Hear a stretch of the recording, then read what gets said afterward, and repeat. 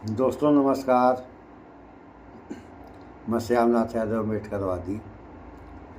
अभी एक समाचार चल रहे हैं सोशल मीडिया पर कि चीन का प्रतिनिधिमंडल बीजेपी दफ्तर में आया और क्या बातचीत हुई हो तो खुलासा हो ही जाएगा। तो इस बारे में हम 2 पोस्ट आप लोगों को दिखा रहे हैं और एक समाचार भी सुनाएंगे। तो ये पहला पोस्ट है कि कांग्रेस पार्टी ने मंगलवार को प्रेस कॉन्फ्रेंस करके चीन की कम्युनिस्ट पार्टी के एक प्रतिनिधिमंडल के बीजेपी मुख्यालय जाने की निंदा की। बीजेपी ने गिरगिट को भी एक रंग सिखा दिया है। जिन्हें चीन को लाल आंखें दिखानी थी उनके लिए बीजेपी ने लाल कारपेट बिछा दी, यानी जिसको लाल आंख दिखानी थी उसको लाल कारपेट बिछा दिया गया। बीजेपी ने चीन की पार्टी की सीपीसी से मीटिंग की है। हमें दिक्कत नहीं है कि कोई राजनीतिक दल किसी दूसरे देश के राजनीतिक दल से मिले या संवाद करे। हमें दिक्कत बीजेपी की नीयत से है, क्योंकि बंद दरवाज़ों के पीछे होने वाली इन बैठकों के बाद देश को खामियाजा भुगतना पड़ेगा। यानी इनका कहना है, ये है पवन खेड़ा कांग्रेस नेता।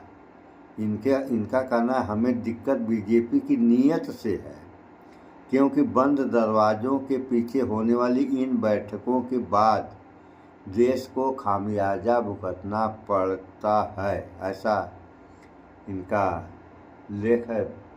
देखें आप लोग पोस्ट, देखिए ये है, देख लिया आप लोगों ने। अभी एक पोस्ट और दिखाएंगे, उस पर हम समाचार भी एक दिखाएंगे। इस पर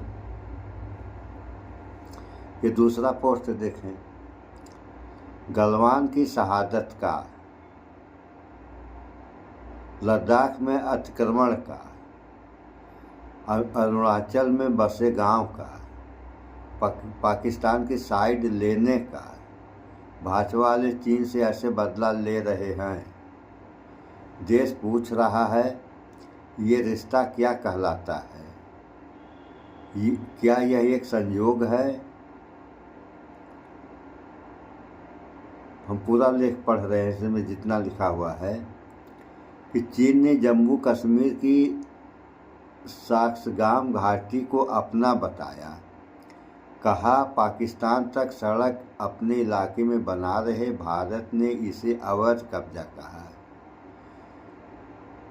तो चीन जो है कोई सड़क बना रहा है, ये साक्सगाम घाटी है, तो उसको जो है भारत विरोध कर रहा है। और भारत का कहना है कि ये अवैध कब्जा, भारत कह रहा है कि अवैध कब्जा है। और चीन ने कश्मीर की साक्सगाम घाटी को अपना बताया। अब चीन जो है भारत कह रहा है भारत ने इसे अवैध कब्जा कह नहीं रहा, कहा था कभी। और आज चीन ने कश्मीर की साक्सगाम घाटी को अपना बताया।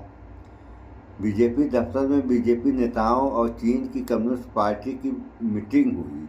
मोदी जी बताओ ये रिश्ता क्या कहलाता है? अब देखें आप लोग पोस्ट, देखिए ये पोस्ट है, देखिए। अभी और दिखा रहे हैं, ये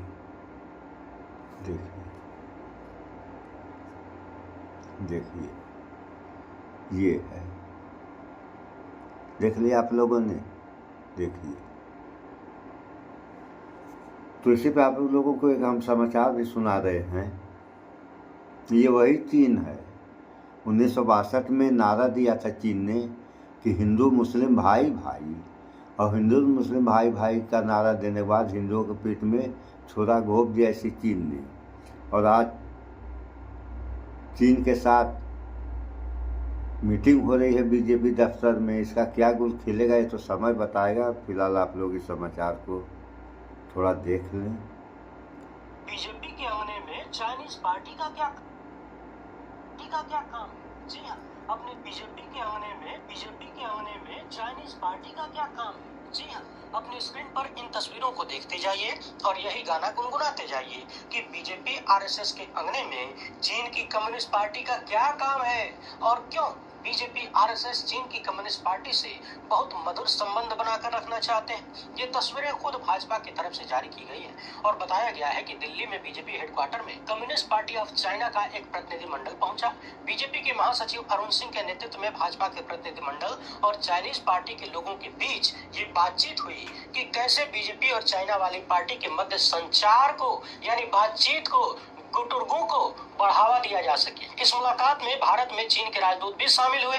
सोशल मीडिया पर जैसे ही ये तस्वीरें सामने आई, सवालों का बौछार हो गया और होना भी क्यों नहीं चाहिए। सवाल है कि आखिर बीजेपी और आरएसएस चीन वाली कम्युनिस्ट पार्टी से क्या सीखना चाहते हैं। एक तरफ तो यही लोग कहते हैं कि भारत में हो तो सरकार की आलोचना कर लेते हो, सवाल कर लेते हो, मुंह खोल लेते हो। चीन में होते तो खुलेआम सड़क पे गोली मार दी जाती, यानी कम्युनिस्ट पार्टी की विचारधारा का विरोध भी करते हैं चाइना वाली का। और दूसरी तरफ इतनी मधुर मुलाकातें, कभी यहाँ कभी वहाँ। आखिर चीन की पार्टी से बीजेपी आरएसएस को कौन सा ज्ञान, कौन सी ट्रेनिंग लेनी है, या फिर भारत के बारे में उनको कुछ देना चाहते हैं, अपनी पार्टी का कोई विचार देना चाहते हैं। दोनों पार्टियां एक दूसरे से अंतर्दलीय संचार को बढ़ावा देने के लिए इतनी क्यों उत्सुक है भाई। ये रिश्ता क्या कहलाता है। इन तस्वीरों में तो बहुत याराना नजर आता है।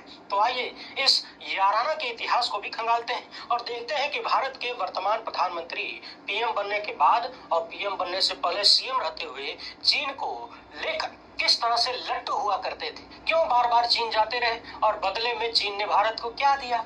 अभी जिस वक्त दिल्ली में चीनी पार्टी के लोगों के साथ भाजपा के लोग मेल मुलाकात कर रहे हैं, फोटो खिंचवा रहे हैं, उसी दौरान जम्मू कश्मीर के एक इलाके को चीन ने अपना बता दिया है। यानी एक तरफ चीन हमारी जड़ें खोद रहा है, दूसरी तरफ वही फावड़ा लेकर बीजेपी और आरएसएस के दफ्तर में जाता है तो उनका जोरदार स्वागत किया जाता है। ऐसे में टेस्टिंग बड़ी जरूरी है कि ये रिश्ता क्या कहलाता है। भूत, वर्तमान और भविष्य तीनों पर नजर दौड़ाएंगे। मसला बड़ा गंभीर है, इसलिए टकटकी लगाकर देखते जाइए, क्योंकि ऐसी ही तस्वीर यदि किसी विपक्ष के नेता के साथ चीनियों की नजर आ जाती तो अब तक गोदी मीडिया वाले विपक्ष के नेता को देशद्रोही घोषित कर चुके होते, उन्हें चीन का एजेंट और देश का दुश्मन बता चुके होते। लेकिन जब अन्नदाता पार्टी की ऐसी तस्वीरें आती हैं तो गोदी मीडिया और उसके लपटझंडे गूंगे बहरे बन जाते हैं। लेकिन आपको गूंगा बहरा नहीं बनना है, देखते रहना है टुकुर टुकुर। कथनी और करनी में कितना फर्क है इनके। आगे बढ़ने से पहले आप सभी से एक छोटी सी अपील है, पहली बार है तो गाए हम दोनों तो इस तरह से लड़ते नहीं और दोनों के बीच गठबंधन पर चर्चा करना है। क्या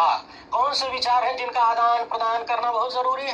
क्या बीजेपी चाइनीज पार्टी से ये सीखना चाहती है कि अपने लोगों की आवाज को और कैसे कितने दुर्दांत तरीके से दबा दिया जाए, कैसे लोकतंत्र को और कमजोर किया जा सकता है, कैसे तुम अपने यहाँ सैकड़ों युवाओं पर गोली चला के उन्हें मार देते हो, हमको भी सिखा दो। कैसे तुमने अपने यहाँ लोकतंत्र नाम की किसी चीज को पैदा नहीं होने दिया, भ्रूण नहीं होने दिया। आखिर बीजेपी चाइनीज पार्टी से कौन सा विचार सीखना चाहती है, वो भी उसी वक्त जब चीन भारतीय जमीन को अपना बताकर कब्जा कर रहा है, सड़कें बना रहा है। इस खबर को विस्तार से देखेंगे, मगर उससे पहले ये जांच लेना जरूरी है कि बीजेपी आरएसएस का चीन प्रेम इतना गहरा क्यों है और ऐतिहासिक क्यों है। तो आइए कुछ पुरानी खबरों को टटोलते हैं। द हिंदू के लिए यशिता मिश्रा की यही रिपोर्ट बता रही है कि चीनी पार्टी और भाजपा की आखिरी मुलाकात लगभग 6 साल पहले हुई थी, जिसके बारे में लोगों को पता चला। अतीत में भी इस तरह की मुलाकातें और संपर्क होते रहे हैं। जनवरी 2011 में केंद्रीय मंत्री नितिन गडकरी जब भाजपा के अध्यक्ष थे तब पार्टी का एक प्रतिनिधिमंडल चीन गया था।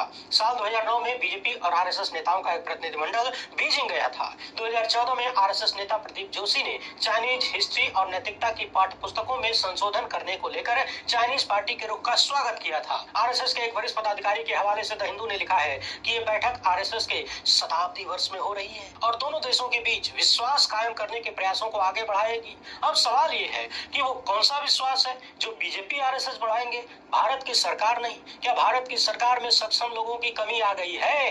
क्या भारत के प्रधानमंत्री जो कि विश्व गुरु हैं, गृह मंत्री जो कि गोदी मीडिया के बनाए हुए चाणक्य हैं, 56 इंच की छाती है, विदेश मंत्री जिन्हें लेजर आंखों वाला कहा जाता है, वो सब इतने कमजोर हो गए हैं कि ये भारत की सरकार और चीन की सरकार आपस में बातचीत करके कुछ नहीं कर पाएंगी। उनके पीछे की पार्टियां दोनों देशों को चलाएंगी, फैसला करेंगी, रिश्ते सुधारने पर बात करेंगी। बहरहाल आप आप कांग्रेस के वरिष्ठ नेता रहे अहमद पटेल का ये ट्वीट देखिए। जून 2020 की खबर है। डेक्कन हेराल्ड ने दिखाया है कि अहमद पटेल लिखते हैं कि अब जब चीन ने हमारे लोगों की जमीनों पर कब्जा किया है, तब ये याद रखना जरूरी है कि भारत के कौन से नेता कितनी बार चीन गए। पंडित नेहरू मात्र एक बार, शास्त्री जी 1 बार नहीं गए, इंदिरा जी कभी नहीं गई, मोरारजी देसाई नहीं गए, राजीव गांधी 1 बार गए, नरसिम्हा राव 1 बार, देवेगौड़ा नहीं गए, गुजराल नहीं गए, वाजपेयी गए 1 बार, डॉक्टर मनमोहन सिंह गए 2 बार और प्रधानमंत्री मोदी 2020 तक ही 9 बार चीन यात्रा कर चुके थे। 5 बार प्रधानमंत्री रहते हुए, उसके पहले 4 बार गुजरात के मुख्यमंत्री रहते हुए। और ध्यान रहे, ये सब ऑफिशियल दौरों की संख्या बताया है इन्होंने कथित रूप से। 1962 के युद्ध का जिक्र करते हुए इन्होंने लिखा कि चीन के खिलाफ अब तक की सबसे निर्णायक जीत में से एक 1967 में सिक्किम सीमा पर कांग्रेस सरकार के शासनकाल में हुई थी। भारत ने दुश्मनों को यानी चीन को भारी नुकसान पहुंचाया, उन्हें पीछे ढकेल दिया, सिक्किम के लोगों का भरोसा जीता। 1962 के युद्ध का मुंहतोड़ जवाब था ये। वैसे ध्यान रखना चाहिए कि सिक्किम एक राजशाही वाला क्षेत्र था, जिसे भारत ने 22वें राज्य के रूप में अपने भीतर समाहित किया। 1962 की जंग के बाद सीमा पर शांति थी, दोनों राज्यों की सेनाएं आमने सामने थीं। भारत अपनी तरफ कांटेदार तार लगा रहा था ताकि सीमा साफ साफ नजर आए। चीन ने इसका विरोध किया, बात बढ़ गई, गोलीबारी शुरू हुई, नाथुला की झड़प कई दिनों तक चलती रही। दोनों पक्षों का नुकसान हुआ, मगर चीन को मुंह की खानी पड़ी, पीछे होना पड़ा। तो अब तक आपने देखा, अहमद पटेल बताते हैं कि मुख्यमंत्री रहते हुए नरेंद्र मोदी 4 बार चीन गए और 2020 तक पीएम रहते हुए 5 बार चीन चले गए, यानी कुल 9 बार 2020 तक ही चीन की चीनी चाट चुके थे। 23 अक्टूबर 2024 की यह खबर बताती है कि 10 साल में मोदी और जिनपिंग के बीच 20 मुलाकातें हुई, कभी एक दूसरे के देश में आने जाने से, कभी अलग अलग वैश्विक मंचों पर। हर तरफ से ये सवाल उठ रहा था कि आखिर मोदी का चीन से इतना प्रेम क्यों है। 2018 की बीबीसी की रिपोर्ट देखिए, तब भी चौतरफा सवाल हो रहे थे कि अभी कुछ दिन बाद ही मुलाकात होनी है, तब तक अचानक क्या हो गया कि प्रधानमंत्री पहले ही चीन जाना चाहते हैं। ऐसी कौन सी सुई अटक गई। और आपको तो याद ही होगा, लेजर आंखों वाले जयशंकर कह चुके हैं कि चीन बड़ी इकोनॉमी है, हम उससे झगड़ा न मोल नहीं ले सकते।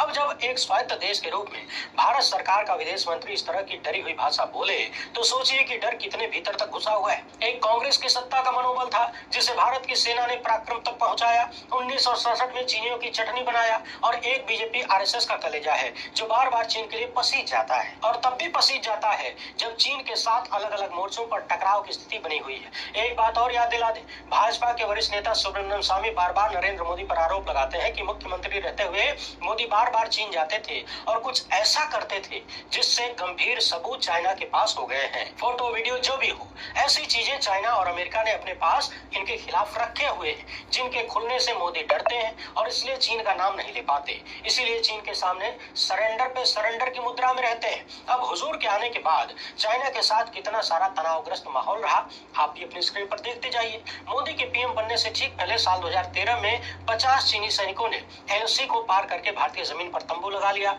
कई बार दोनों सेनाओं के बीच साल 2013, 14 और 15 में झड़प की स्थिति बनी। चाइना वाले भारत में घुसकर अपनी चौकी बना लेते थे और तनाव बढ़ गया था। सितंबर 2015 में यानी हुजूर के पीएम बनने के बाद लद्दाख के बट्टिस इलाके में फिर से दोनों सेनाएं सामने आ गईं। एक विवादित चौकी को ढाया गया जो कि चीन बना रहा था, यानी चीन अतिक्रमण की कोशिश कर रहा था, भारतीय जमीन पर कब्जा करने का प्रयास कर रहा था। साल 2017 का डोकलाम वाला मामला तो आपको याद ही होगा। महीनों तक भारी टकराव चलता रहा, चीन सड़क बनाने की कोशिश कर रहा था, भारत रोकना चाहता था। और साल 2020 में गलवान घाटी का मामला कैसे भुलाया जा सकता है।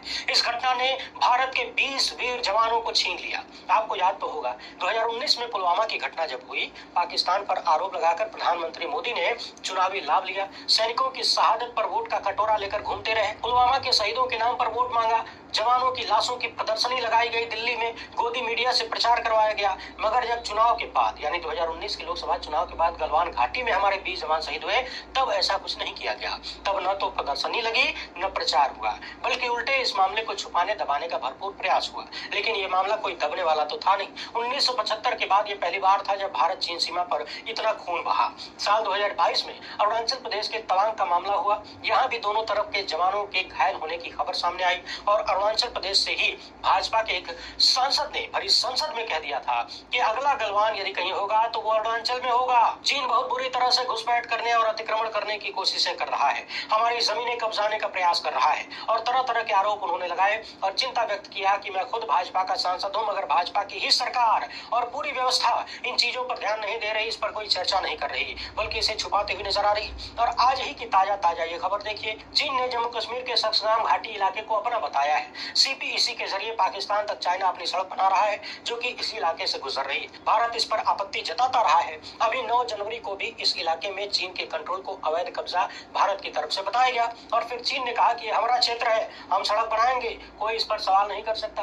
यानी जिस वक्त चीन जम्मू कश्मीर के क्षेत्र को अपना बताकर वहां सड़क बना रहा है, उसी वक्त चाइनीज पार्टी के लोग बीजेपी आरएसएस के हेडक्वार्टर में घुसकर मुलाकात कर रहे हैं, गलबैया कर रहे हैं और आरएसएस वाले करने वाले हैं। सवाल है कि बीजेपी और आरएसएस के लोग चाइना से मुलाकात करके, वहां की पार्टी के लोगों से मुलाकात करके क्या करना चाहते हैं, और फिर बीजेपी आरएसएस का चीन से इतना गहरा संबंध कौन सा है जो बार बार एक दूसरे को करीब लाता है। सुन लिया आप लोगों ने अच्छा से समाचार सुन लिया। तो ये हाल है चीन और भारत का। अब चीन भारत की दोस्ती क्या गुल खिलाएगी, अच्छा या खराब, ये तो आने वाला समय ही बताएगा। और वैसे कुल मिलाकर देखा जाए तो चीन की दोस्ती भारत के लिए लाभदायक तो अब तक नहीं रही, सिवाय नुकसान के। अब आगे इसका परिणाम क्या आएगा ये तो समय बताएगा। आप लोग देखते रहें, कुछ न कुछ तो होगा ही। सो इस वीडियो में इतना ही। भाईचारा बना के रहें, स्वच्छता अपनाएं, शुद्ध खाएं, स्वस्थ रहें, शिक्षित बने। जय विज्ञान, जय संविधान। नमस्कार।